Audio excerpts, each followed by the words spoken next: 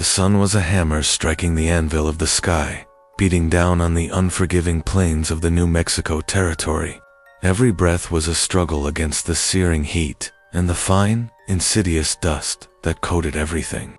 Elias Thorne, his face a landscape of sun-baked leather and sorrow, felt the weight of it, all the heat, the dust, and the desperate young woman he held. Her name was Clara. Her face, streaked with grime and tears, was contorted in a silent scream. Her tattered, blood-splattered dress clung to her, a cruel testament to the brutality she had endured. Her hands were pressed flat on the rough wooden table outside his isolated shack, her knuckles white. She was broken, utterly shattered, and Elias felt every shard of her pain in his own aging bones. "No, they're still in there. I heard them," she gasped, her voice raw, cracking like dry earth. She tried to lunge forward, towards the smoldering ruins of what had been her home. Elias held her firm, his grip gentle but unyielding. His own eyes, faded blue like an old denim shirt, were fixed on the distant horizon, where a thin plume of smoke still snaked into the impossibly blue sky. A red bandana, tied loosely around his neck, absorbed the sweat that trickled down his weathered face. His horse, a sturdy bay named Justice, stood patiently by the hitching post, its saddle still on, a silent witness to the unfolding tragedy. "There's no one in there now, child," Elias rumbled, his voice low and comforting, yet firm with the undeniable truth. "Just cinders and ash. They burned it all." The raid had happened swiftly, cruelly, just an hour before. A band of renegades Comancheros by the markings on their horses had swept in, a whirlwind of violence. Elias, returning from checking his traps, had seen the smoke from a mile off. He'd ridden Justice like a demon, his old Winchester rifle hot in his hands. But he'd been too late. He'd found the homestead in flames. Clara, already half dead from terror and a brutal beating, had been tied to the hitching post, screaming her husband's name, Ben. Elias had known Ben, a young settler, full of impossible dreams in a land that devoured them whole.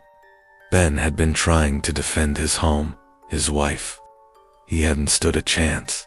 Elias had shot one of the renegades, a clean shot to the chest, but the rest had vanished into the vastness of the plains, taking whatever meager possessions they deemed worthy, and leaving Clara, broken and alone, with nothing but the ruins of her life. Now, as the smoke drifted lazily, Elias felt a familiar ache in his chest, a deep, old wound reopened. This was the West. This was what it did.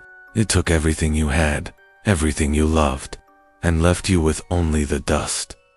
Clara's body sagged against him, her fight draining away, replaced by an overwhelming wave of despair. "Ben, where's Ben?" she whimpered, the question a raw plea. Elias closed his eyes for a moment, the answer a lead weight in his throat. He'd seen Ben's body, lying slumped in the doorway, before the flames had consumed it. No use in telling her that. Not now. "He's gone, Clara," Elias said, his voice softer this time. "He's gone to a better place." It was the only comfort he could offer, a hollow lie in a world of harsh truths. She didn't question it. She just leaned into him, her small, trembling body finding a fragile anchor in his weathered strength. Her hand slipped from the table, and he felt her weight more fully. "We need to go," Elias said, looking around the desolate landscape. This place, once a home, was now a tomb. It wasn't safe. The Comancheros might return, or, worse, the vultures of the land, human and otherwise, would come scavenging. "Go where?" she whispered, her voice a mere breath. "I have nowhere, nothing." Elias looked at Justice, then at his own small, isolated shack, a solitary structure against the immense sky. It was barely more than a lean-to, a temporary shelter for a man who expected little from life.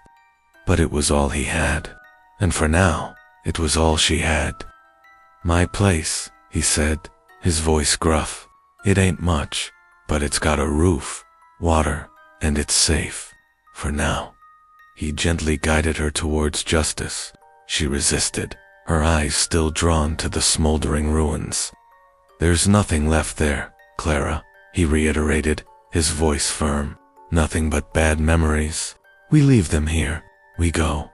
With a deep, shuddering sigh that seemed to draw from the deepest well of her sorrow, Clara finally relinquished her gaze from the ashes. She allowed Elias to lift her onto Justice's saddle, her limbs heavy and unresponsive. He swung up behind her, his arms going around her to hold the reins. Her small body, so broken, felt fragile against his chest. They rode in silence. The only sounds the creak of the saddle leather and the steady thud of Justice's hooves on the dry ground.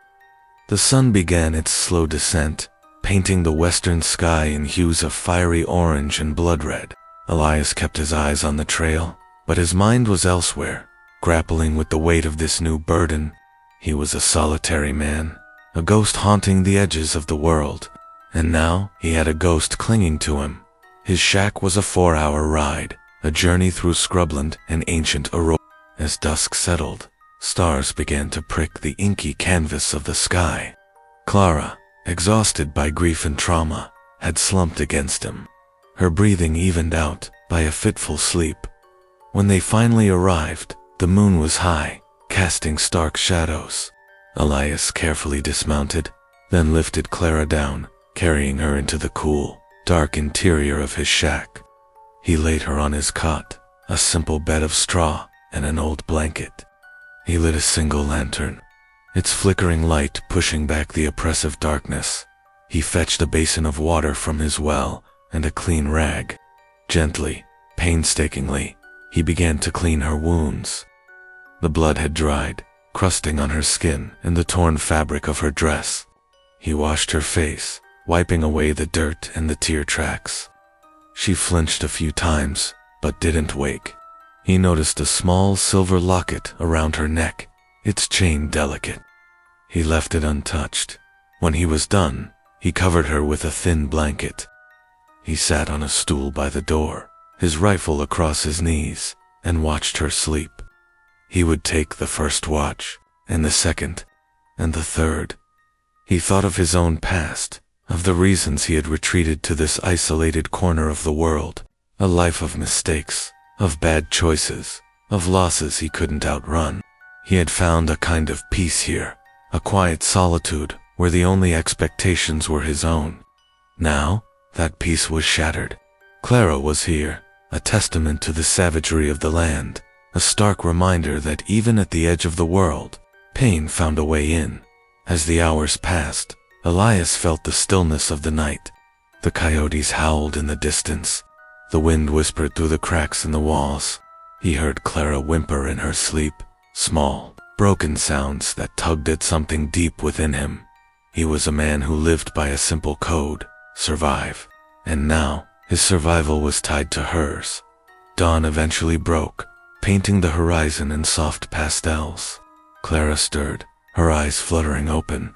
She looked around the cramped, unfamiliar shack, then her gaze landed on Elias, still sitting by the door, rifle in hand. Where am I?" she whispered, her voice still weak. "My place," he said, his voice rough from disuse. "You're safe here, for now." The memories rushed back to her then. The fire, Ben, the renegades. Her eyes filled again, fresh tears tracking paths through the remaining grime on her cheeks. "He's gone, isn't he?" she said, the words a terrible certainty this time. Elias nodded, his gaze steady. "Yes, Clara, he's gone," she sobbed, a deep, wrenching sound that tore at his heart. He walked over to her cot, sat on the edge, and awkwardly patted her shoulder. He wasn't good with words, especially not comforting ones. "I have some coffee," he said, trying to distract her, "and some hardtack. You need to eat." She shook her head, turning her face into the blanket. "I can't." "You have to," he insisted, gently. "You need your strength. There's a settlement, about 3 days' ride southeast. Last Chance Gulch. You can find a stagecoach there. Go east. Go back to your people." She lifted her head, her eyes red-rimmed but defiant. I have no people. Ben was my people, my family. They cast me out for marrying him, for coming out here. Elias grunted. Another common tale in this land. Families torn apart by ambition, by choice, by the sheer distance of the frontier. Then you go where you want to go, he said. But you can't stay here forever. Why not? She challenged, her voice gaining a surprising edge of bitterness. What difference does it make? My home is gone. My husband is gone. What do I have to lose? Elias looked at her, at the raw, untamed grief in her eyes.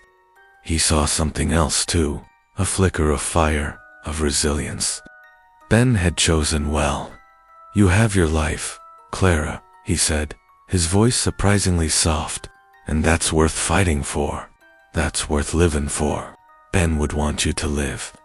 The words hung in the air. Clara stared at him, truly seeing him for the first time. Not just an old man, a rescuer, but a man who understood loss, who understood survival. I can't ride, she whispered, looking at her bruised arms, her still shaking hands. I'll take you, Elias said, making a decision that went against every fiber of his solitary being. He, who had avoided human contact for years, was offering to take a young, broken woman 3 days across dangerous territory. She looked at him, gratitude warring with despair in her eyes. Why? Why would you do that? Because, he said, looking away, staring out the open door at the vast, indifferent plains. It ain't right to leave a soul stranded at the edge of the world. And you ain't alone. Not anymore. And you ain't alone. Not anymore.